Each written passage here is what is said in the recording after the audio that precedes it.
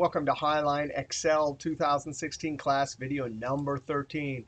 Hey, if you want to download this file, Business 218 video 12 to 14 start file, and follow along, click on the link below the video. Hey, we're still doing in video 12, 13, and 14 lookup formulas. And here's the situation. One lookup value to return multiple items. Now here's the one lookup value. And if we tell our lookup formula to look through this column, the first column, well, there's duplicates. In our last video, we saw what happens when we have duplicates. Our lookup formulas don't know how to automatically then pick out, for example, event 1, event 2, event 3. So here, we want to look this up and return down here the different events. If I change the one lookup value to this server, then I need to return event 1 and event 2 down here. Now, there's no built-in lookup function that can do this. And fundamentally, the problem is when I select this particular server, I actually need in my lookup formula row 3 or relative position 3, 5, and 6. Once I have all those, then index function could go ahead and pull the 3rd, 5th, and 6th value out. Now, before we do our formula here, we are going to have to count because the count is going to be part of this formula. So up here, I'm going to say equals count ifs. The criteria range, I'm always going to be counting how many server computers there are. So right now, there are 3. Now I want to come down here, and I'm ultimately, as we have done in the last couple of videos, we're going to use index. And in this array, I'll highlight this whole array here.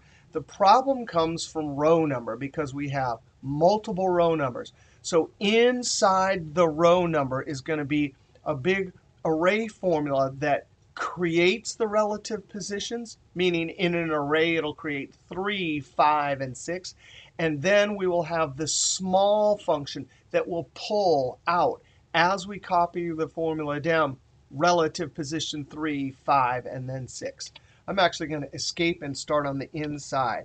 I first want a formula element here that gives me all the relative positions, meaning 1 all the way to 7. And the most robust way to create this is to use the row function. And I'm going to look at any one of these columns in the data set, F4 to lock it, close parentheses. Now, row would simply give me 5, 6, 7, 8. So if I hit F9, you can see that's not what I want, Control Z. So from that, I subtract row, and I'm going to take row of the first one. Notice that's 5, F4, close parentheses. Right now, it'll say 5 minus 5, 6 minus 5. When I evaluate this whole thing, it gives me F9, 0 all the way to 6. I really want 1 all the way to 7, so Control Z, plus 1. Now I close parentheses. Now, there are other ways we could use the row function and highlight rows A1 to A7, but this right here is the most robust. If I insert rows above or below or move it or do whatever, this will always give me an array of relative positions. If I highlight this in F9, and notice there's my complete list of relative positions, all of the possible records. But I only want 3, 5, and 6 in this resultant array, Control Z. So I'm going to choose to use division and then ask, hey, are any of you in this column, F4 to lock it, are any of you equal to the server name, F4 to lock it, close parentheses. That gives me trues and falses, F9. Notice a false will be in the denominator, so the divide by 0 error will be our filter. When it sees a true, it'll take relative position 3, divide by true, which will be 3. Control Z. Now I can highlight this whole thing, and when I hit F9, there is our filtered list of just the relative positions I need. And I would like to use the small function wrapped around this. So as I copy down, I can pull out the first smallest, the second smallest, the third smallest, Control Z. Now I'd like to use the small function, but the small function will require Control Shift Enter. But since 2010, we've had the aggregate function. Now, the aggregate function has been around since 2010. It has a list of functions. Only the functions 14 to 19 can handle array operations without Control-Shift-Enter. And there it is. They're small. So I'm going to select 15 as our function. That tells aggregate that it is now the small function, comma. I'm going to Ignore error values. There's the 6 that will ignore those divide by 0 errors, comma, and there's the whole array, F9. There it is. Small is going to be looking at that. Control Z. Finally, I come to the end, comma, and the K, I need 1, 2, 3, 4 as I copy down. So we use our formula element for creating sequential numbers in formulas, rows. Now I'm sitting in E11, so I type $11 colon E11. Notice this 11 is locked. This one is not. Right now, rows reports how many rows are there from 11 to 11? Well, there's 1. But that 11 will turn to 12 and then 13. Thus, rows will report how many rows? 2 and then 3 and so on. Close parentheses. Now, let's just see if this works. This is aggregate as small. And as I copy it down, it is going to work fine. There's the 3, 5, and the 6. Those are the relative positions inside of index. So index. Array is always the values we want to go and get and bring back to the cell. So those are events. F4 to lock it, comma, and there it is. Row number, that whole big aggregate with its array calculations, is simply there to deliver the right relative position to index. Close parentheses, Control Enter, and copy it down. Now we'll fix the num errors in just a second, but let's go ahead and try this. Boom, boom.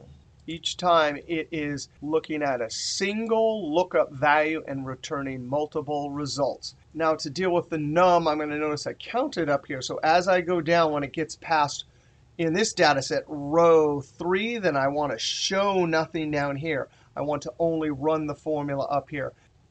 When this automatically changes to 2, then I want the index to run here, but I want to show nothing all the way down. So that's easy enough. We can use the if function.